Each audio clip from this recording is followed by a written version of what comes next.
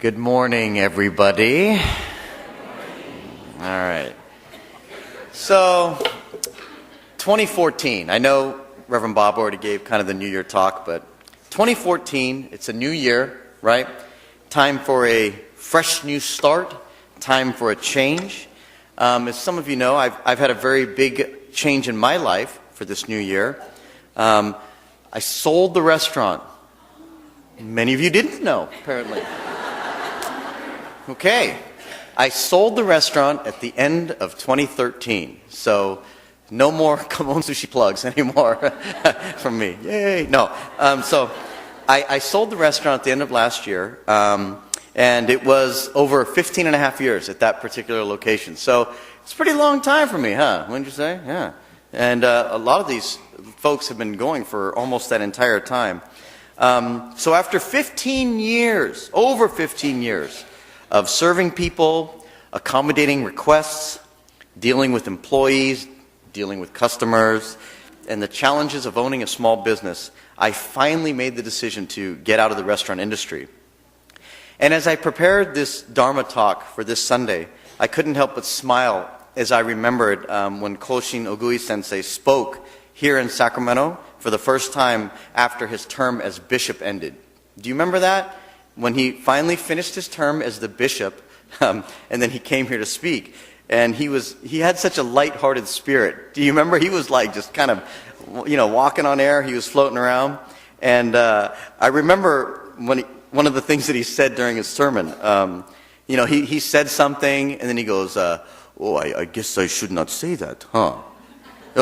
Actually, I can say whatever I want because I'm not the bishop anymore.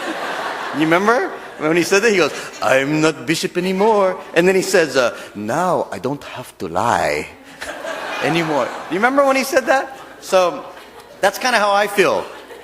I don't own a restaurant anymore. So now I can tell you what I really think. Here are a few things that all of you need to know when you go to a Japanese restaurant. Number one, your children are not professional drummers. No one wants to hear them beat their chopsticks on every teacup, plate, and bowl in the restaurant. You go, oh, how cute. It's not. Not at all. Okay? Number two, when you call the restaurant, okay, and I pick up the phone, don't ask me, what do you serve there? Do you want me to read you the whole menu? Or, don't go, what do you have there? That's not a reasonable expectation to have, right? When you call a place, you don't go, hey, hey, IKEA? Hey, what do you got there? Okay? Be prepared, okay? Internet, we have all kinds of things now, okay? Number three, please be aware that someone has to clean up all of your chopstick splinters after you open them up and roll them like a maniac. That stuff doesn't just disappear, we got to pick all that up. Okay? Everybody's like, hey, how you doing? How's work today? Hey. You're like, okay. Number four, when you pop into the restaurant and I greet you at the front, hi, how you doing? Don't come in and go, what's good here? Well, I made a menu of all the things that I think are good. I didn't go, the good stuff's on page 1 and the lousy stuff's on the back.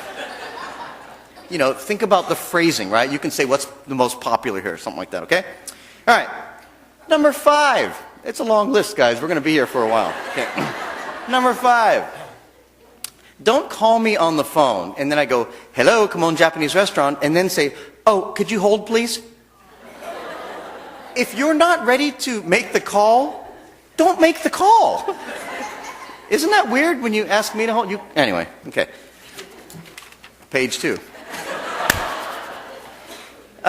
When the answering machine sometimes picks up, after hours or whatever, when the answering machine picks up and it goes, boot, leave a message or hang up. Don't go, honey, I don't think they're quite open yet. It's between 4 o'clock. I have lengthy messages, like minutes long, of people just talking to themselves. So don't do that. Okay. Number 7, and this is a good one, not just for restaurants, but life in general. If you're making a request that's a little bit out of the ordinary, ask nicely. Flash a smile, and then, it's your approach, right? Go, you know, I know this is a bit strange, but is there any way you could possibly, you know what I mean? And guess what? I mean, I'm already going to meet you halfway. But when you approach me and you go, you know, at my regular restaurant that I always go to, they always hard-boil an egg for me, and they peel it, and they put little salt, you know? And I go, this isn't even your regular restaurant, man. What incentive do I have to help you, right? All right. Okay, we're almost at the end here. Okay. I get this all the time. You know, when I lived back in Okinawa, we used to have this dish that ... right? And it's always Okinawa, right? Always Okinawa. We used to have this thing that they used to make there, and I go, we don't have that here. You know, we have a thing called a menu. It's this great invention. You can read it and look at the things that we do have and order off of that. It's a crazy idea, I know. All right. And the most, this is terrible, but the most annoying phrase that I got throughout my entire career was this. And it begins with the phrase, you know what you should do? You know what I'm talking about? Everybody.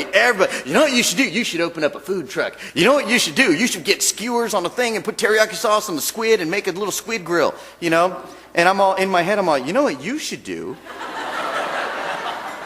You should go round up hundreds of thousands of dollars of your own money, learn all about the ins and outs of the industry, learn about tax law, corporate law, health and safety, basic electrical, plumbing, construction management, marketing, and on top of that, learn how to cook food and serve it to people. Then you can tell me what you think I should do. You know, so that was, okay, that's the list. That's it. Okay. All right. So that's why I sold the restaurant, okay? No.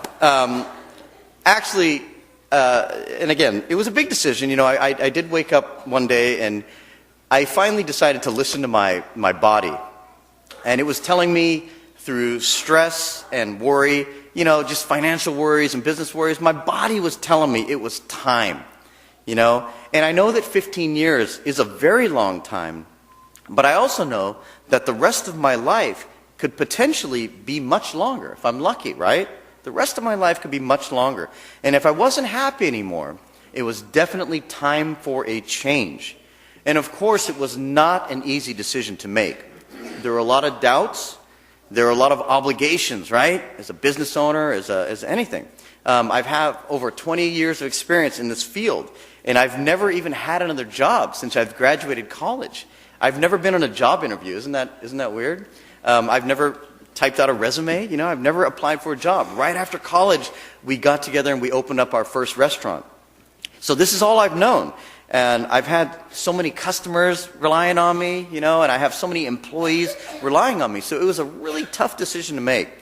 But ultimately, we can only do what's right for us, right? We can only do what's right for ourselves, not just for others. And I remember what Reverend Bob taught us in our Sangha class, you know. I remember this. This is over 25 years ago.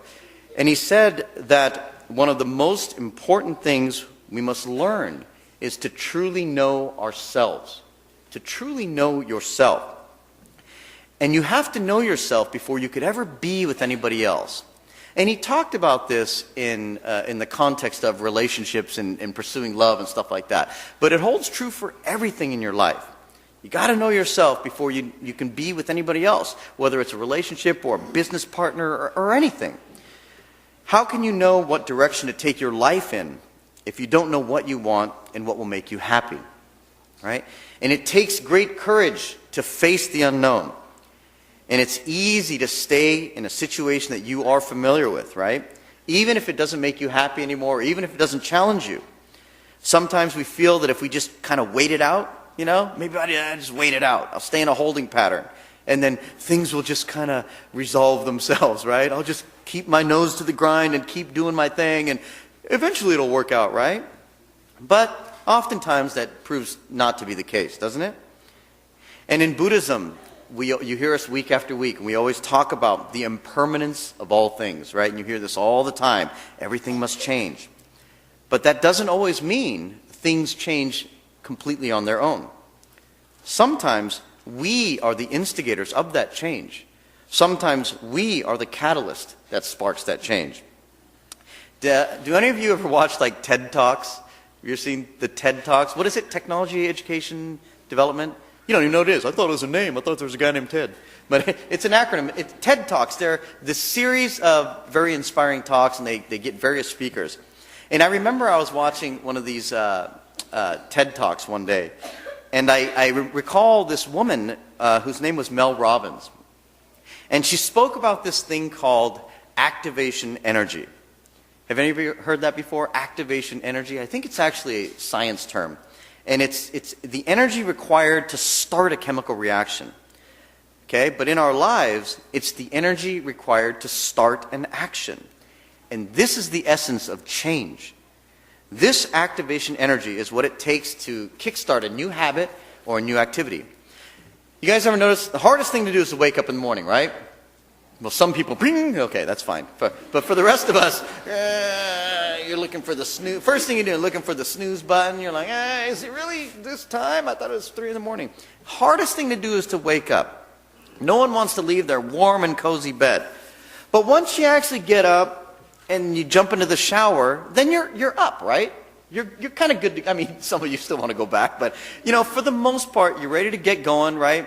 You're ready to get started. So the activation energy is getting up and getting out of bed. That activation is the hardest part. Once it's activated and in motion, things kind of get moving, right? So it's getting started that's the hardest part. It's like going to the gym, right? I don't go to the gym. Do I? No, I don't go to the gym. But again, the hardest part about going to the gym is getting into your car or getting on your bike or whatever it is and getting there, right? Once you get to the gym, and you're not going to not lift weights. You're there. I mean, you're going to do your thing because you made it there, right? Once you get there and you get the groove started, you're good to go and you're going to complete your workout. Nobody does half a workout unless you get injured, but you don't do half a set and go, I'm just going to stop. You came all the way out there and you got started. Again, activation energy, activating that choice. So if there's something in your life that you wish to change, don't wait for tomorrow to come. For tomorrow is guaranteed to none of us. If you feel that you need to lose some weight, go run outside. Right now. Go. Right now. No.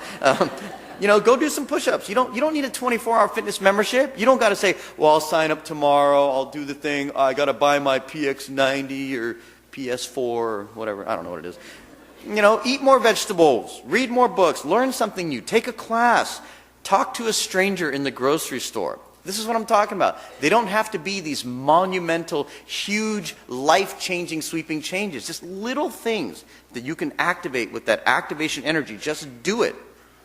If your job and your career drains the life force out of your soul, get a different one. But I can't afford the mortgage. How are we going to afford the mortgage? Nobody says you got to live in that house. Nobody says you got to drive all your Acura MDXs up in this parking lot up in here. You don't have to live in River Lake. There are houses that don't have a gate code, you just drive in, No one says you have to live like that, because we feel so bound by our choices, don't we? I can't leave my job that I hate because I'm stuck. I got to pay I got to do all this. I have to live. No one says you have to live like that. Those changes can be made. If you have a bad relationship with a friend, or your children or something like that, you can go get help. Go ask for help. Don't just stay the same. You got to change it up. You got to mix it up. You got to change the rules. Because if things aren't going well for you in your life or in your relationships or at your job, you really don't have anything else to lose, do you? If things are really not going well, you don't have much to lose. So you might as well try something different. Why would you just keep everything in your life exactly the same if it's not working? And we have to remember that our lives are such a gift, okay? Hard is it to be born into human life. So make sure you are living it. And I'll never forget the words. I have a friend of mine, I've written about her in my Sangha articles, and she's in need of a liver transplant. So she's quite ill. And I remember when she wrote to me in an email one time, she goes, I always thought about all the things I wanted to do with my life later on when I got better. After I got my transplant. I always thought about all these things that I was going to do. And then one day I finally realized that there may not be a later on for me. So instead of wishing for things that I could do later, I decided from that day on to do everything I could do right now.